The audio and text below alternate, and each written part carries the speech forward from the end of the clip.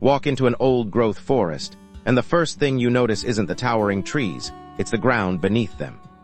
It's soft, almost springy, like walking on a giant living lung that breathes with every step. When you reach down and press your hand into that dark, crumbly earth, it gives way with a satisfying sigh. This is the horizon, a masterpiece of natural engineering designed over millions of years. In this hidden world, the soil is more than 50% air and water. It's a subterranean cathedral of pores and tunnels, where every drop of rain is invited deep into the earth's silent, cool belly. But step away from the tree line and cross into our modern urban landscapes, and the story changes instantly. The ground beneath our cities has forgotten how to breathe. It has become a cold, gray brick.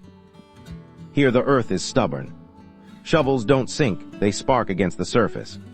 The bulk density of this urban technosol is so high that it rivals the very concrete sidewalks that surround it.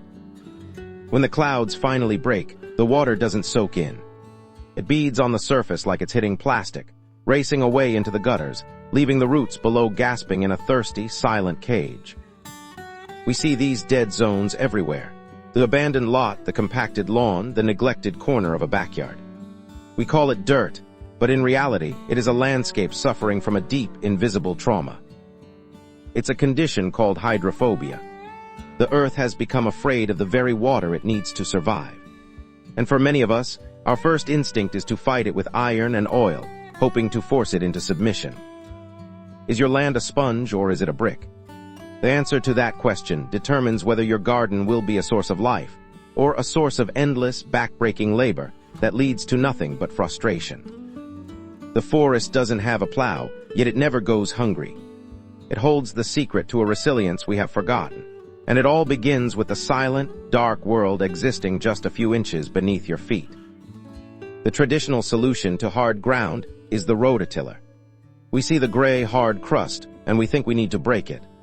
We want to see that soft, dark fluff that follows the churning blades of a machine. But this is one of the greatest illusions in modern land management. What looks like aeration is actually an act of structural violence that shatters the very foundations of the soil's long-term health. Beneath the surface, soil is held together by a mysterious soil glue called glomalin. It is a sticky, carbon-rich protein produced by the tiny, hair-like threads of underground fungal networks. This glue creates macroaggregates, tiny crumbs of earth that allow air and water to flow freely. When we till, we tear these aggregates apart, turning the soil's architecture into a fine, lifeless dust. The moment the first heavy rain hits that tilled earth, the disaster unfolds. Without its biological glue, the fine silt collapses and slakes, filling every available pore and precious air pocket. As the sun comes out, the surface dries into an even harder secondary crust. It's a feedback loop of degradation that forces us to till deeper and harder every single year, just to plant a simple seed. Worst of all, the tilling blades sever the hyphae of arbuscular mycorrhizal fungi. These are the silent transporters, the biological highways that carry phosphorus and minerals directly to our plants. We think we are waking the soil up, but we are actually cutting its nervous system. We are destroying the very network that allows the earth to feed itself without our constant, expensive intervention. The more we fight the dirt, the weaker it becomes. We find ourselves trapped in a cycle of mechanical labor and synthetic inputs, wondering why the vitality of the forest seems so impossibly far away. We have been tilling the symptoms, not the cause. To turn this brick back into a sponge, we have to stop breaking the soil's bones and start feeding its soul with the right kind of biological life. What if we stopped treating the earth like a machine and started treating it like a biology lab? Nature doesn't use steel to plow the earth. It uses the relentless, quiet power of roots and rot. In a healthy system, the heavy lifting is done by biopores.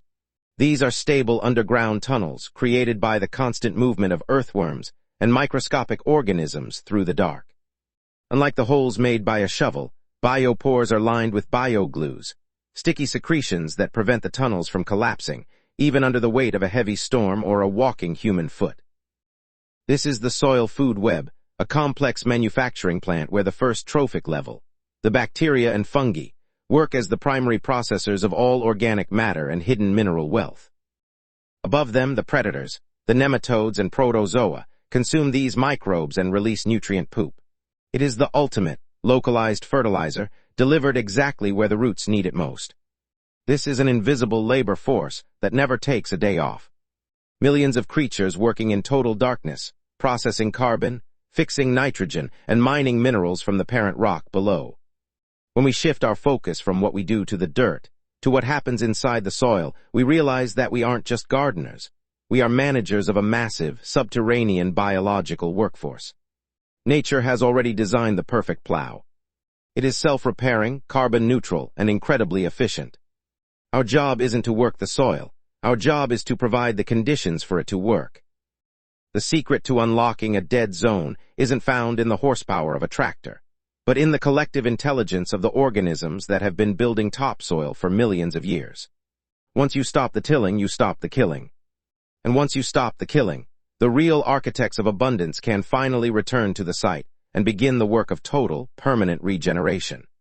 This transition from doing to observing isn't a new discovery. It's a return to an ancient wisdom that humans have relied on during our most resilient eras of survival and food freedom.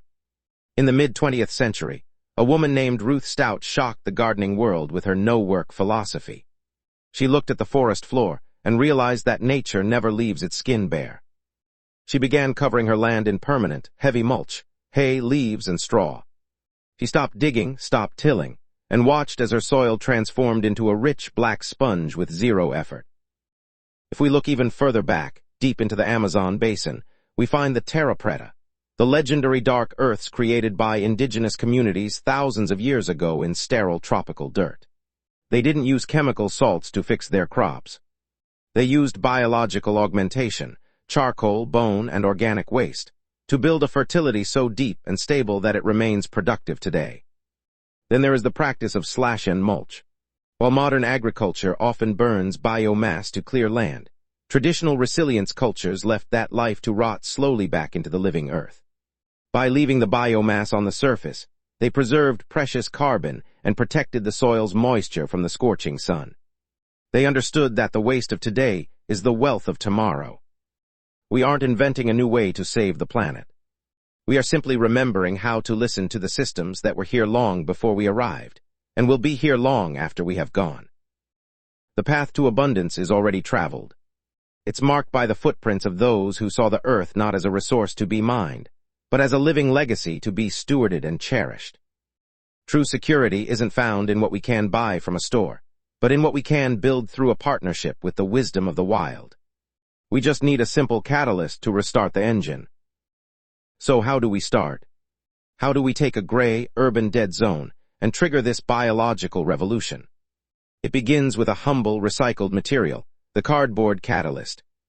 Sheet mulching or lasagna gardening is our first act of design.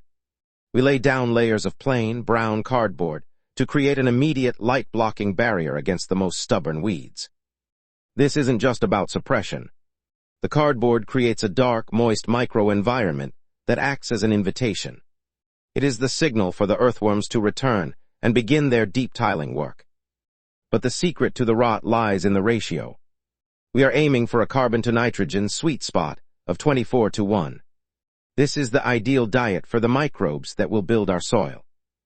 We layer high-carbon cardboard with nitrogen-rich greens, grass clippings, manure, or food scraps. This kicks the decomposition engine into high gear, turning waste into black gold.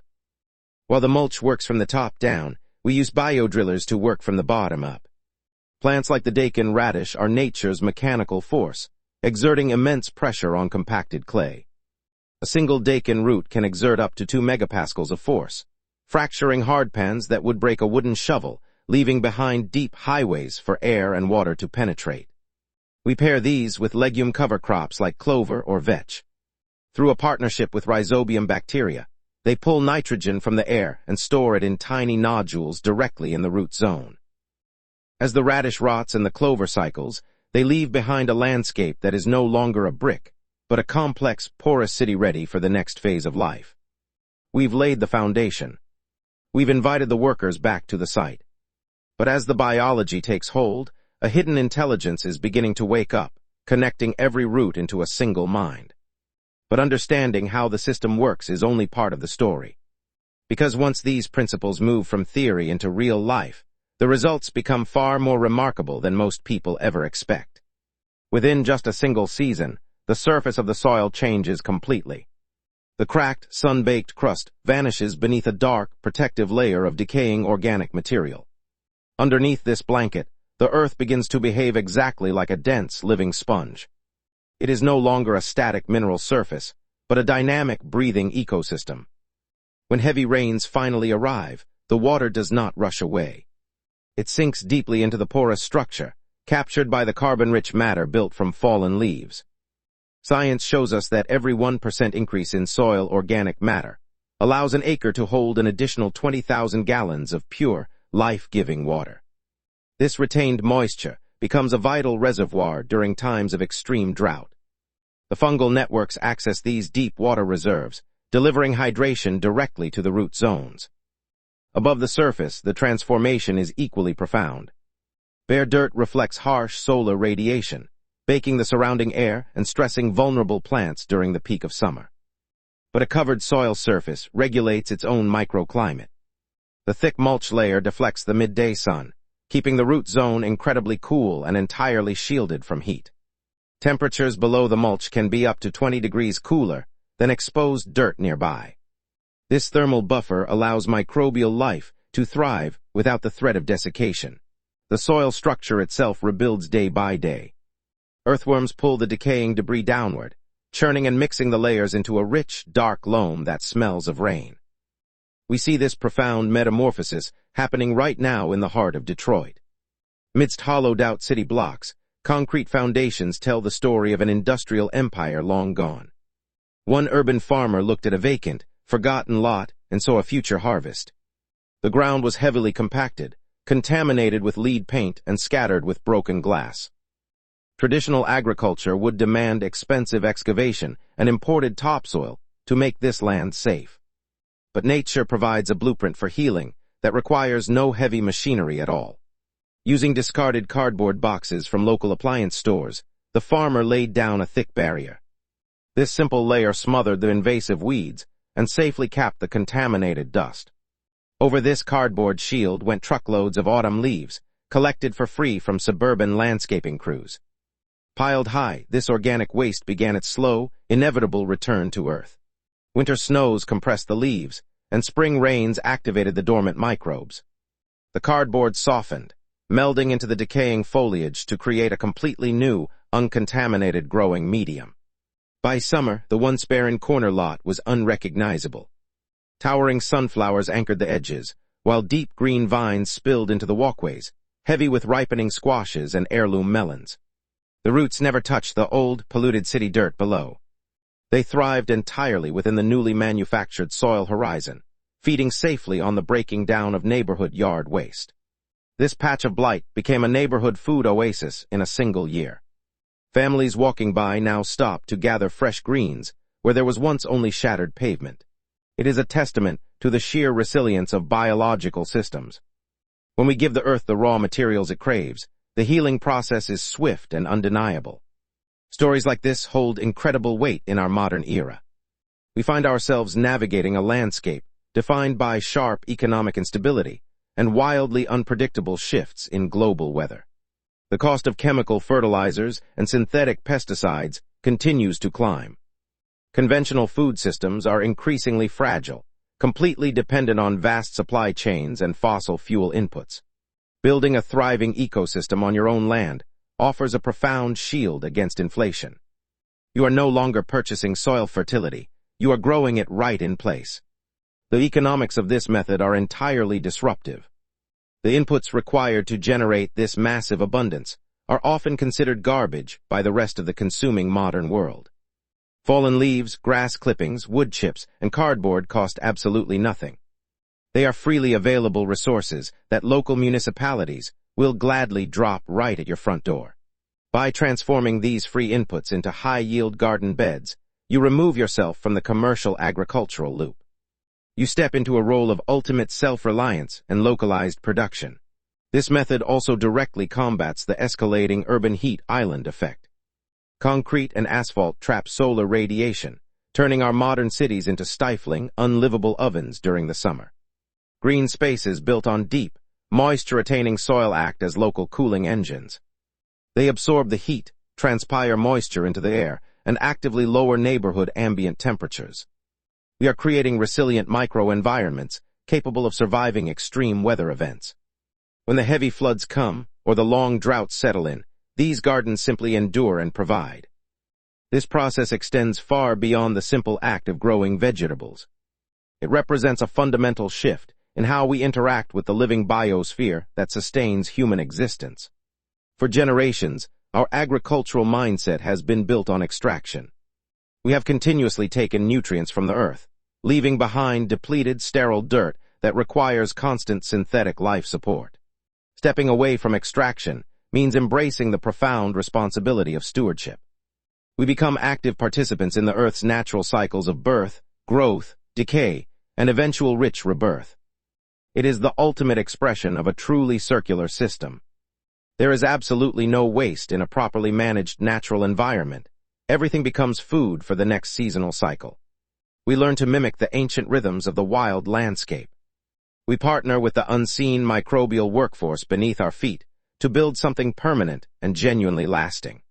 This methodology fosters a system of decentralized abundance. True food security does not come from distant industrial megafarms, but from millions of small, hyper-local, community-driven garden spaces. When thousands of backyards, vacant lots, and urban rooftops transition into fertile ground, the entire paradigm shifts. Communities reclaim their independence and their intrinsic connection to the seasons. We are no longer passive consumers, waiting at the end of a long, fragile supply chain. We are active creators, cultivating health and vitality right outside our own doors. We heal ourselves by healing the very ground we walk upon.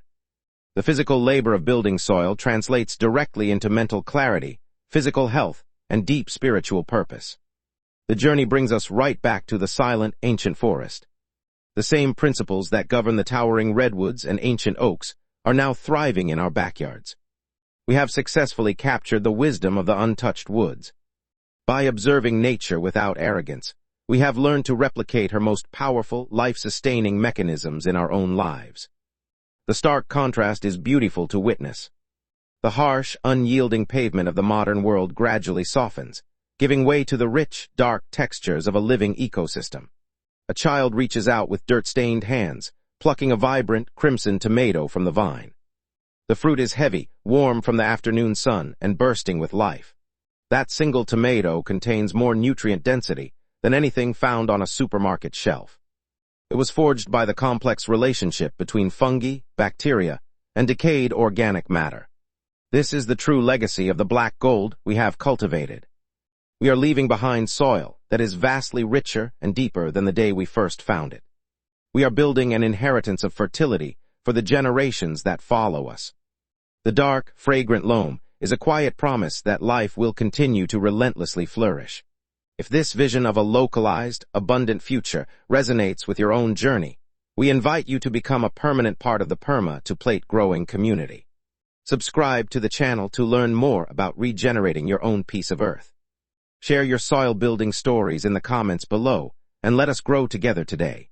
Every seed planted is a step toward a healthier, more resilient world. Thank you for walking this path with us, and we will see you in the next harvest.